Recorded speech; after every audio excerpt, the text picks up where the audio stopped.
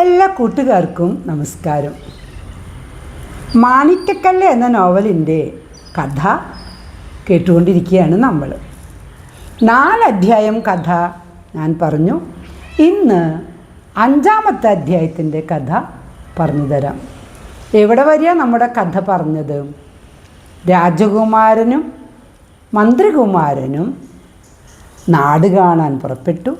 ഒരു രാത്രി അവരെ ഒരു കാട്ടിലകപ്പെട്ടു. എന്നാൽ ഒരു പാമ്പ് സൂക്ഷിച്ചിരുന്ന മാണിക്കക്കല്ല് അവർക്ക് കിട്ടി. അവരതിൽ പറ്റിപ്പിടിച്ച കുതിരച്ചാണകം കഴുകിക്കളയാൻ വേണ്ടി പൊയ്കയിൽ മുക്കിയതും പൊയ്കയിലെ വെള്ളം 2ആയി മാറി. കൽപ്പടവുകൾ കണ്ടു. അതിലൂടെ ഇറങ്ങിച്ചെന്നിട്ട് അവർ ഒരു രാക്ഷസൻ്റെ കൊട്ടാരത്തിൽ എത്തിച്ചേർന്നു. അവിടെ ഒരു മുറിക്കകത്ത് ഒരു സുന്ദരിയായ രാജകുമാരി ഇരിക്കുന്നു. രാജകുമാരി താൻ എങ്ങനെയാണ് അവിടെ എത്തിയതെന്നുള്ള കഥയൊക്കെ പറഞ്ഞു. രാക്ഷസൻ ഉറങ്ങുന്ന നേരത്ത് ഇവർ പുറത്ത് കടക്കാൻ ശ്രമിച്ചു. എന്നാൽ രാക്ഷസൻ ഉണർന്നു. നിൽക്കവിടെ എന്ന് പറഞ്ഞു. രാജകുമാരൻ തൻ്റെ വാളും എടുത്തു നിന്നു. രാക്ഷസൻ തൻ്റെ ഗദയും പിടിച്ച് വരുന്നു. ഇവിടെ വരെയാണ് നമ്മൾ പറഞ്ഞത്. ഇനി ബാക്കി ഇന്ന് പറയാം. രാക്ഷസൻ തൻ്റെ ഗദയെടുത്ത് ഒരൊറ്റ വീശൽ വീശി. ഉടനെ രാജകുമാരൻ തൻ്റെ വാള് വെച്ച് അതിനെ അങ്ങ് തടുത്തു. പക്ഷേ വാള് തകിട് പൊടിയായി താഴെ വീണു. അതിൻ്റെ പിടി മാത്രം കയ്യിലായിട്ട് രാജകുമാരൻ ദൂരേക്ക് തെറിച്ചു. ദൂരെ വീണെടുക്കുന്ന രാജകുമാരന് നേരെ ഗദയും പിടിച്ചുകൊണ്ട് വീണ്ടും രാക്ഷസൻ വന്നു. സത്യൻ തൻ്റെ വാളെടുക്കുന്നതിന് മുന്നേ രാജകുമാരി ഉറക്കെ അങ്ങ് കരഞ്ഞു. അത് കേട്ടതും രാക്ഷസൻ അവിടെ നിന്നു. എന്നിട്ട് പറഞ്ഞു, നിങ്ങളെ ഞാൻ തൽക്കാലം കൊല്ലുന്നില്ല. കുറേ നാളായി ഞാൻ മനുഷ്യമാംസം കഴിച്ചിട്ട്. ഇന്ന് എൻ്റെ അത്താഴം മനുഷ്യമാംസമാണ്. ഇതും പറഞ്ഞ് രാജകുമാരൻ്റെയും മന്ത്രികുമാരൻ്റെയും കയ്യും കാലും ഒക്കെ അയാൾ കൂട്ടിക്കെട്ടി. എന്നിട്ട് രാജകുമാരിയുടെ അരികിലേക്ക് വന്നു. അവളുടെ മിനുത്ത് വെളുത്ത കയ്യെ കയറ് വെച്ച് കെട്ടുമ്പോൾ രാക്ഷസൻ പറഞ്ഞു, നീ എന്നെ വഞ്ചിച്ചിട്ട് രക്ഷപ്പെടാൻ ശ്രമിച്ചു. ഇനി എന്തായാലും നിന്നെ ഞാൻ സ്വതന്ത്രമാക്കി വിടില്ല. ഇതും പറഞ്ഞ് ഇവരെ 3 പേരെയും താഴത്തെ നിലയിലുള്ള ഒരു ഇരുട്ടുമുറിക്കുള്ളിലിട്ട് പൂട്ടി. ഇവർക്കൊന്നും തന്നെ കാണാനും പറ്റുന്നില്ല. കുറച്ച് നേരമൊക്കെ അവർ നോക്കുമ്പോൾ നല്ല കനത്ത ചുമരാണ്. പുറത്ത് കിടക്കാൻ യാതൊരു മാർഗവും കാണുന്നില്ല. രാജകുമാരൻ്റെ കയ്യിലെ കെട്ട് മന്ത്രികുമാരൻ തൻ്റെ പല്ല് വെച്ചിട്ട് കുറച്ച് നേരമൊക്കെ എടുത്ത് കെട്ട് അഴിച്ചു. അതിനുശേഷം എല്ലാവരുടെയും കയ്യിലും കാലിലും കെട്ടുകളൊക്കെ ഇവരഴിച്ചു. എന്നിട്ട് മന്ത്രികുമാരൻ പറഞ്ഞു, നമ്മുടെ മാണിക്കക്കല്ല് എവിടെയാണ്? ഞാനൊരു സൂത്രം വിചാരിക്കുന്നുണ്ട്. രാജകുമാരൻ പറഞ്ഞു, അതെൻ്റെ തോൽപ്പട്ടയ്ക്കകത്തുണ്ട്, അതിങ്ങ് തരൂ. ആ തോൽപ്പട്ട സത്യൻ വാങ്ങി. ഈ തോൽപ്പട്ടയ്ക്കുള്ളിലിരിക്കുന്ന ആ മാണിക്കക്കല്ലിൻ്റെ പ്രകാശം പുറത്ത് കാണില്ല. ചാണകം കൊണ്ട് പൊത്തിയാലും അതിൻ്റെ പ്രകാശം പുറത്ത് കാണില്ല. എന്നിട്ട് സത്യൻ പറഞ്ഞു, നമുക്ക് ഒരു കാര്യം ചെയ്യാം.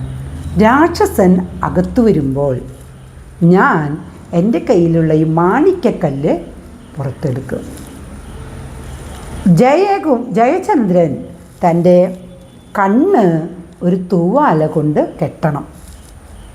എന്നിട്ട് രാക്ഷസന് തൻ്റെ ഈ സത്യൻ്റെ വാള് രാജകുമാരന് കൊടുത്തു. ആ വാൾ ഉപയോഗിച്ച് നല്ല കുത്തു വെച്ച് കൊടുക്കണം. അപ്പോൾ ജയചന്ദ്രൻ ചോദിച്ചു, എനിക്ക് കണ്ണ് കാണുമോ? അത് കാണും. ഇതും പറഞ്ഞ് അവർ 2 പേരും വാതിൽക്കലിങ്ങനെ നിന്നു. രാജകുമാരിയോട് കുറേ ദൂരെ പോയി ഇരിക്കാൻ പറഞ്ഞു. കുറച്ച് കഴിഞ്ഞു രാക്ഷസൻ വന്നു. വാതിൽ തുറക്കുന്ന ശബ്ദമൊക്കെ കേട്ടു.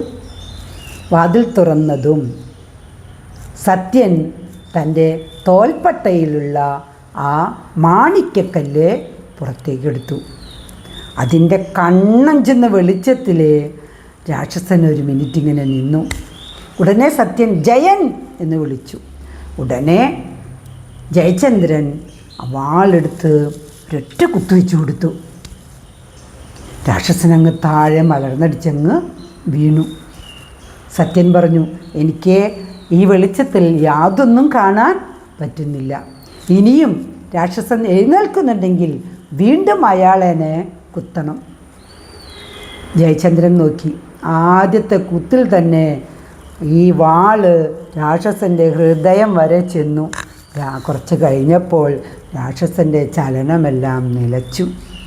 രാക്ഷസൻ മരിച്ചു എന്നവർക്ക് ഉറപ്പായി. മാണിക്യക്കല്ല് വേഗം തോൽപ്പട്ടയിൽ തന്നെ വെച്ചു. രാജകുമാരി ചോദിച്ചു, എന്താണിത്? അത് മാണിക്യക്കല്ലാണ്, ഇതൊരു അത്ഭുതമാണ്. സത്യൻ ആദ്യം മുറിക്കിൽ നിന്ന് പുറത്തു കടന്നു. രാജകുമാരിക്ക് രാക്ഷസൻ്റെ അരികിലൂടെ പോകുമ്പോൾ പേടിയാണ്. ജയചന്ദ്രൻ്റെ കയ്യും പിടിച്ചിട്ടാണ് അവരും പുറത്തു വന്നത്. ആ രാത്രി മുഴുവനും അവരാ കൊട്ടാരത്തിലും പൂന്തോട്ടത്തിലും പാട്ടും പാടി കഥകൾ പറഞ്ഞ് ശരിക്കും ഉല്ലസിച്ചു. രാജകുമാരന് രാജകുമാരിയെ ഇഷ്ടമായി, രാജകുമാരിക്ക് രാജകുമാരനെയും ഇഷ്ടമായി. രണ്ടുപേരും വിവാഹം കഴിക്കാമെന്ന് തീരുമാനിച്ചു. എന്നിട്ട് രാജകുമാരൻ സത്യനോട് പറഞ്ഞു, കൊട്ടാരത്തിൽ ചെന്ന് അച്ഛൻ്റെയും അമ്മയുടെയും അനുവാദം വാങ്ങി സർവ്വസൈന്യങ്ങളോട് കൂടെ വന്ന് എന്നെയും രാജകുമാരിയെയും നാട്ടിലേക്ക് കൂട്ടിക്കൊണ്ടു പോകണം. സത്യൻ നാട്ടിലേക്ക് പോകണം. സത്യൻ പറഞ്ഞു, നമുക്ക് 3 പേർക്കും കൂടെ ഒരുമിച്ച് ഇവിടുന്ന് പോകാം, അതാണ് നല്ലത്. പക്ഷേ ജയചന്ദ്രന് സമ്മതമല്ല. അങ്ങനെ ജയചന്ദ്രൻ സത്യനെ പറഞ്ഞയച്ചു. മാണിക്യക്കല്ല് വീണ്ടും പൊയ്കയിൽ മുക്കി. വെള്ളം മാറിപ്പോയി. പോകാൻ നേരത്ത് സത്യൻ പറഞ്ഞു, 7ാമത്തെ ദിവസം പ്രഭാതത്തിലെ ഞാനിവിടെ വരും. അന്നേരം നിങ്ങൾ 2 പേരും ഈ മാണിക്യക്കല്ല് ഉപയോഗിച്ച് ഈ പൊയ്കയിലെ വെള്ളം മാറ്റി കാടിലെ വന്ന് നിൽക്കണം. ജയചന്ദ്രൻ സമ്മതിച്ചു. പോകാൻ നേരത്ത് വീണ്ടും സത്യൻ ഓർമ്മിപ്പിച്ചു, മാണിക്യക്കല്ല് നഷ്ടപ്പെടുത്തരുത്, നഷ്ടപ്പെട്ടു കഴിഞ്ഞാൽ ഈ പാതാളത്തിലെ പെട്ടുപോകും. എല്ലാം സമ്മതിച്ച് 2 പേരും പിരിഞ്ഞു. സത്യൻ കൊട്ടാരത്തിലേക്ക് പോയി. ഇവർ ഇനിയുള്ള ദിവസങ്ങളിൽ ആ പൂന്തോട്ടത്തിലെല്ലാം പാടി ഉല്ലസിച്ച് അവിടെ അങ്ങനെ കഴിയാൻ തീരുമാനിച്ചു. ഇവിടെ 5ാമത്തെ അധ്യായം തീരുന്നു. അധികം വൈകാതെ തന്നെ അടുത്ത അധ്യായത്തിലെ കഥയും പറഞ്ഞു തരാം.